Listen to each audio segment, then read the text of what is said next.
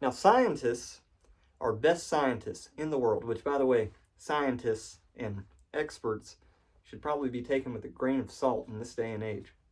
But our best scientists in the world cannot agree on a theory of everything. It seems to me that life exists in both not both, but this is a very tricky thing to say. Life seems to exist in a quantum state of being both sacred and non-sacred at the same time. But it could also be one, and it could also be the other, or it could be neither. That's the best I can do. I'm not a scientist, and I'm not an expert. I'm just some guy who thinks he is. Now, why in the hell should a bipedal animal walking on this planet, which is able to communicate with linguistics and has within it a massive ego and a massive sense of self-importance, know anything about the universe whatsoever? The universe doesn't owe it to us. We're very likely just to walk in circles until our death trying to figure this thing out. So forget about it.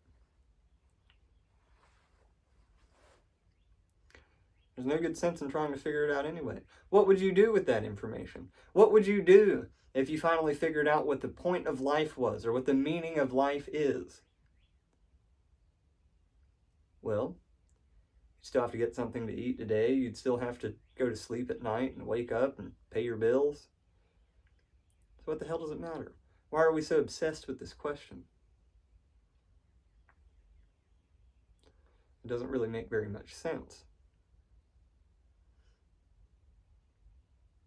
I was for a long time. Don't care very much anymore.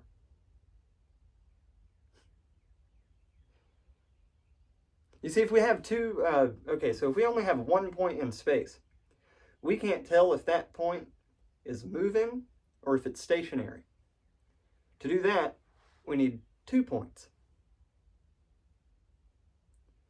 And then we could be able to determine, well, at that point, we can determine movement, whether they're moving away from each other. We don't know whether both are moving apart, or one is moving apart, or the other is. We can only see the distance increasing. Now, to determine that, you need a third point of reference, so you can look at those 2 points.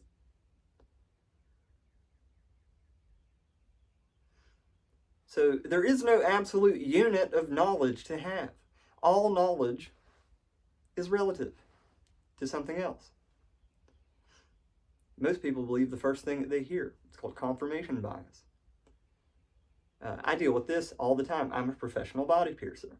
People come in, I go to tell them about how they should take care of this thing, and they tell me, oh, so I should just spin my jewelry and clean it with alcohol, right? No!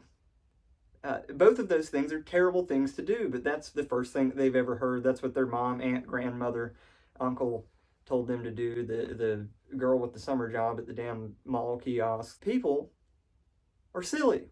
I'm not going to say they're stupid, because they're not stupid, but they are silly, and they don't make very much sense. And I'm people, and I know this. It's not lost on me. I'm not speaking from up here. I'm looking at you at eye level, and I'm telling you that we are silly as hell. And the moment that we think that we have got something figured out, we are so lost it isn't even funny. But dude, good luck on your search. I'm going to go to work and pay my bills.